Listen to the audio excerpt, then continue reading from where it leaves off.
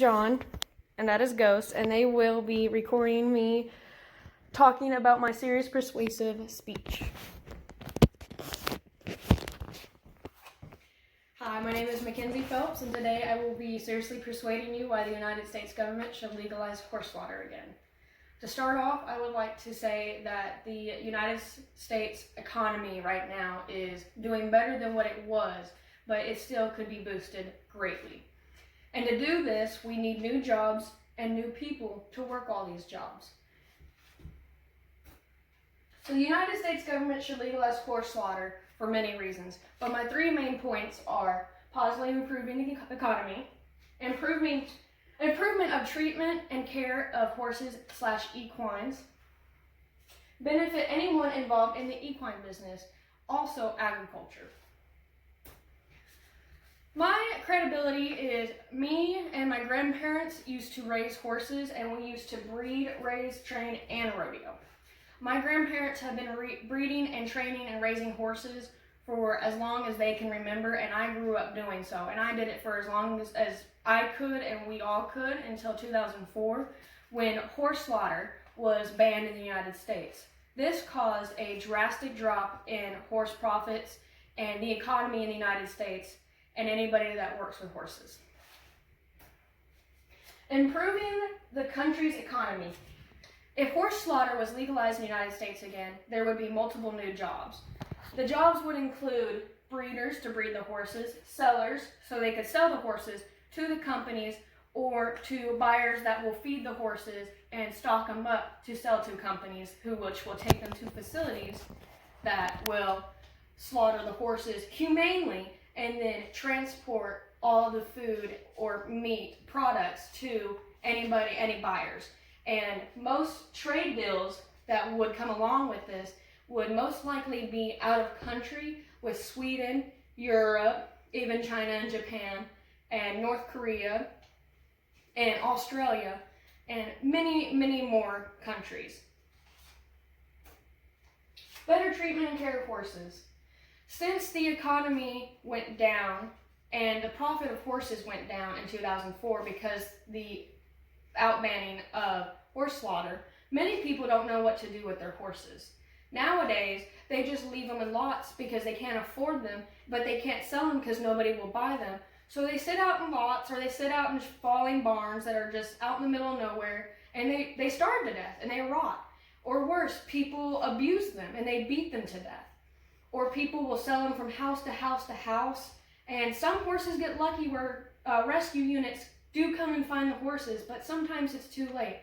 This abuse could stop with the increase of the profit of horses. And what I mean by that is, if we were legally able to butcher and slaughter horses, more and more people would buy horses.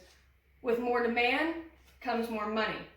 The profit would go up. More and more people would get back into the horse business. People would be willing to buy more horses, even if they look like this. Because a horse like this maybe could be brought to health and be used for sport, pleasure, or even just a nice horse to keep around for the family to ride. Other cases worse than this, a lot of times the horses are no good, and right now nobody knows what to do with them. But if they can be slaughtered, they can be taken to a facility that has regulations and can be humanely slaughtered, and then that meat can be transported to other countries like I explained earlier. Higher chances of new homes for unwanted equines. Also, people would be more willing to take horses in, not just to sell them and have them slaughtered, but more and more people would just want to take an animal in and be able to afford to, bring that horse back to health. Helping all who work in the equine management. Many people work with horses, whether it's from just breeding them, training them. Many people train them for pleasure or for reining, which is a type of sport, or rodeo, which is also a sport, and many other sports like polo and jumping and English riding. And some just do play days. Children especially they benefit greatly from horses. And so people have to train them in order for the horses to be gentle enough for the children. Harsh criticism would decrease. More and more people would be able to work with horses and to show the world that they can do a lot with these horses and that they're not abusing them. The abuse decreasing would cause less negative media on the horse abuse and more positive media on the people that are treating the horses right, causing harsh criticism to decrease. Profit in the field would increase, like I explained earlier, and more business for trainers and all people devoted to working for horses. So veterinarians, specialists like chiropractic equine doctors, these are people that specialize just in chiropractic therapy for horses. They would benefit more with more horses out in the field with owners that are willing to care for them and have them worked with, causing not only the owners and the horses to benefit, but from the specialists that benefit economically. Happy Americans, happy horses. If Americans' economy goes up with more jobs added,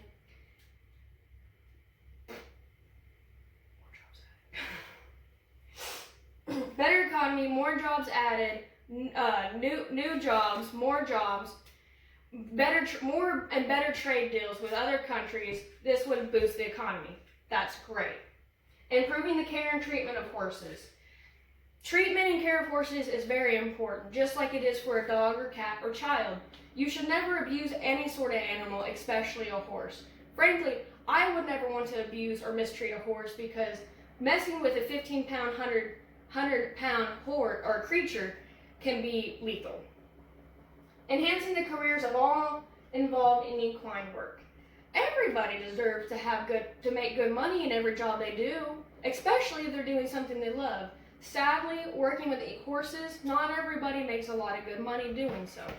But if they could, while they're doing something they love, that's just a bonus. And that is also part of the American dream. Thank you for your time.